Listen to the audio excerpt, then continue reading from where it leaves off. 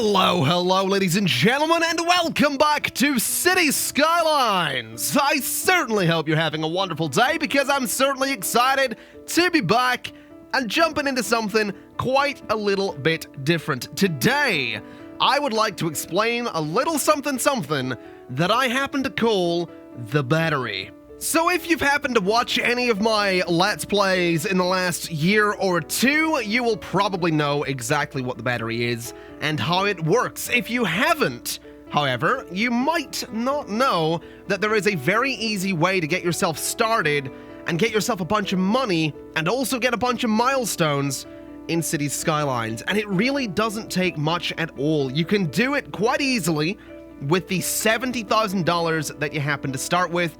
So let's just get right to it. Right here, we have nothing at all. We haven't even placed a single road. So what we're gonna do is go ahead and place a single road. We're gonna go with the 2-lane road. We're gonna go 20 units straight off of the inward bound road that we have there. It's gonna cost us $1,000 and boom, we're gonna do that. And immediately, we've unlocked the one-way road down here. We've also unlocked the 4-lane road, the 6-lane road, the 6-lane one-way road, and I believe we've got a roundabout as well. We don't need any of that. There's only 2 types of road we are going to need right off the bat, that being the 2-lane one-way road and the 4-lane road. So let's go ahead and select this one. We're going to go straight across there, and we're going to go straight to there as well. We're also gonna replace this 2-way road with the 1-way road, going, in this case, northbound. We'll consider that to be north. What we want to do next is go another 20 units this way, and you can tell it's 20 units because every one of these large lines that you can see marks out 10 units, except for the first one, which is 0. And that second large line will only appear when you have 5 units. You can also keep it in mind because 10 units will cost $500, 20 will cost $1,000. So we'll go 20, we'll place that road, and we'll do another little section of avenue. And then we'll go another 20, the final 20, and place another little section of avenue. At this point, we want to link up all of these parts, going straight down towards the exit there, and that is the backbone. That is the backbone of the battery, and that sounds really pretentious because I'm giving these things names, but that's what we're going to call it, just so you understand what we're working with here. And that is going to be super important, but let's go ahead and get to the rest of the battery. The next step that you're going to want to do is going to actually depend on whether or not you are left or right-hand drive traffic. In this case, I'm left-hand drive traffic, so we'll go ahead and operate on that idea. If you are using right-hand drive traffic, everything I do can just sort of be inverted a little bit. So in this case, I want to go 10 units. Let's actually turn off the road guidelines here. I want to go 10 units out to the side here, again, $500. And I want to go 10 units out to the side there, again, $500. Those 2 one-way roads are very intentional, and they are facing away from each other. Even on right-hand drive traffic, you want them facing away from each other, and it's going to make sense in just a moment. But before we get to that, let's go up to all of these intersections and go 10 units out from each of those the whole way along, just like so. Again, remembering, every time you see one of those large lines, that is 10 units, and it's also $500. And we have those. We have some sort of spokes, I guess you could call them. You're going to want to go ahead and link all of those up, and you can see right away the battery is starting to take shape, but it's not quite right. It's a bit of a thin battery. We're sort of looking at maybe like a... We're looking at maybe a AA or a AAA battery here. We want one of the big chunky square batteries. So we're going to go off of here again with another 10 units and another 10 units. This time not going for one-way roads. We want the 2-way roads. That's very intentional. We'll go the whole way up here. We'll go out and the whole way down here. And again, just connect everything straight through. And this will be our battery. That's the shape of the battery. It's a big chunky square battery. It's exactly what we want it to be. And I should mention, this will work on console and PC. It'll work anywhere. It's City Skylines, same game, different platform. So, there's a reason we have these one-way roads. And the reason that we have them is that if you look very closely at this section of highway, it splits the traffic. Now, there is some traffic that can go straight on in this left lane, but for the most part, any traffic wanting to go north is going to use the middle lane. Any traffic wanting to go to the right lane. Any traffic wanting to go left, the left lane. And in both cases, they have 2 lanes to choose from. They can go straight on in this one, or they can go right from this one. Or left in this one, straight on from that one. So it splits the traffic and it helps to control the traffic, which early on is going to be quite important. What's also important is that you get your zoning right. So in this case, what we're going to do is we're going to have some standard low-density commercial there and some standard low-density commercial there, going a total of 4 units back from these one-way roads. We do not zone the middle because there's no point in zoning the middle, and because we're going to be doing something else with that middle bit in just a little bit of time. So now that we have this commercial zone, on the left side, we're going to want to do some industry. On the right side, we're going to want to do some residential. And it's very important to remember that this is what you're going to want to invert if you're using right-hand drive traffic. Just because, in this case, all of our industrial traffic is going to want to use this left lane. They're going to go straight into that left lane, and they're going to filter up through the industrial area, whatever way they want to do. You could keep the whole industry on the left, residential on the right, if you're on right-hand drive traffic, but if you do that, what you end up with is one extra little bit of a junction here in the middle, and industrial traffic in City Skylines, well, there's a lot of it, so having fewer intersections for your industrial traffic, that's going to be kind of important. Anyway, before we even build anything else, we are obviously going to need to get pipes in here. And there is good news there, because this pattern that we have, this road layout, works perfectly. Have your pipes follow these outer roads the way I'm doing, and then right in the middle, you can go straight up through there, and it's perfectly covered. You don't need any more pipes than what we've got right there. You could, if you really wanted to, be a little more stingy and only zone on these roads here, but you'll notice that isn't zoning this outer stretch of zoning on the left side here, and it wouldn't zone this bit on the right either.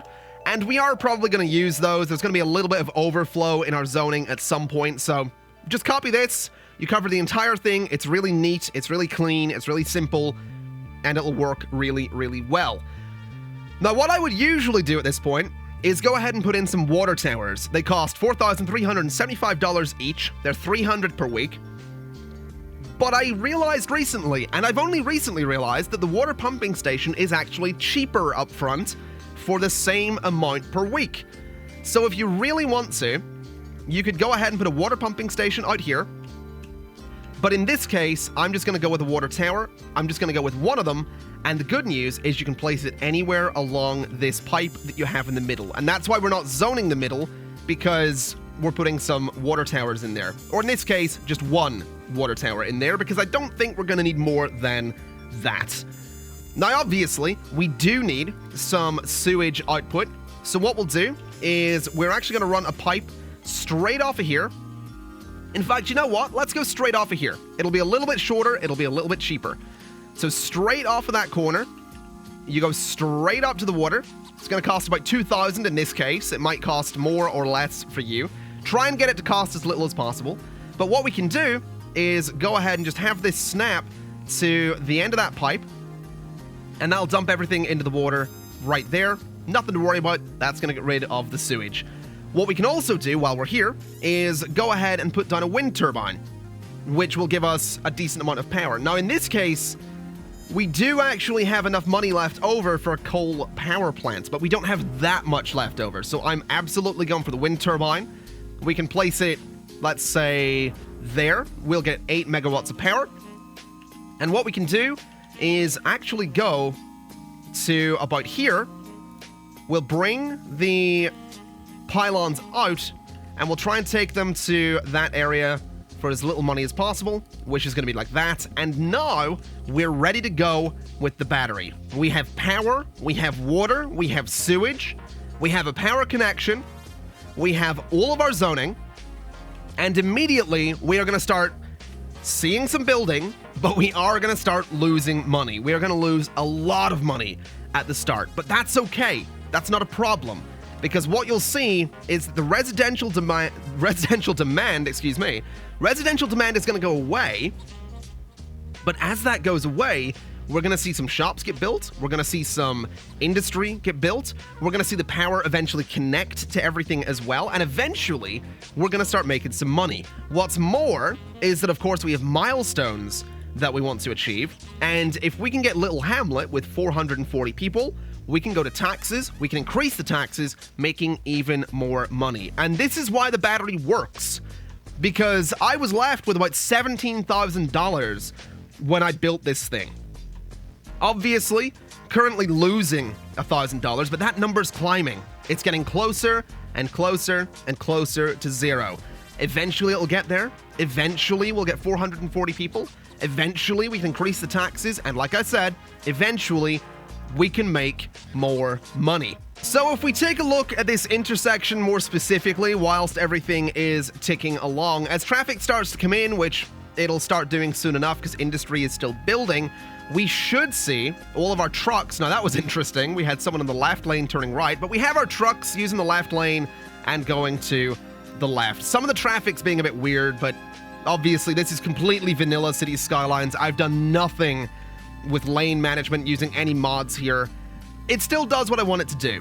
Any traffic that's in that left lane and is industrial is going to the left. It's going where we want it to go. And I also want to point out, we are actually making money. Now, I did make one small change. I actually extended the power lines down here a little bit because no one was really building up in this area. So we did have some issues with power connections and thus water. And what I'm actually seeing is that the wind turbine we have isn't gonna be enough to power everything that's getting built. But that's okay because we're a Little Hamlet, which gives us a fair bit of money, and also taxes and loans. So if we need those, we can get them. But in this case, I don't think we're gonna need them. The only thing we're gonna need is another wind turbine just up there. That'll give us enough power for everything. And of course, we do want to go to taxes, increase those to 11%. I think you can go to 12, but I always go to 11 to be comfortable. That's going to bring in even more money. And we should see that money just continue to grow and grow and grow. And this is what the battery does. It gives you that really comfortable start. It gives you everything you need. And of course, we have that overflow space in the sides. So if we have a situation like I have right here, where there's still a lot of residential demand, just go ahead and fill up the overflow spaces. You can go ahead and do the same with the commercial around here as well. And you can even do the same with the industrial zoning around the edges as well. Now, unfortunately, I picked a map that has a bit of weird zoning here because of the angle that the roads come in, but this will apply to any map on any platform, PC, Xbox One, PS4. The same concept will work. The same concept will generate you money, and from here, you can expand into whatever you want. You can keep building off the battery the way I do quite a lot. You can extend the backbone through your city the way I did in my recent Park Life Let's Play. Or you can just let the money roll in, and eventually you can go ahead and really do whatever you want to do. So at this point, we are running into some issues with garbage. We're running into some more issues with power on occasion. And you might also notice we were running into some issues with people getting sick. To deal with the sickness, I went ahead and I moved my water tower, which is something you will want to do eventually because you probably don't want a water tower in the middle of your town. I moved it away from any pollution.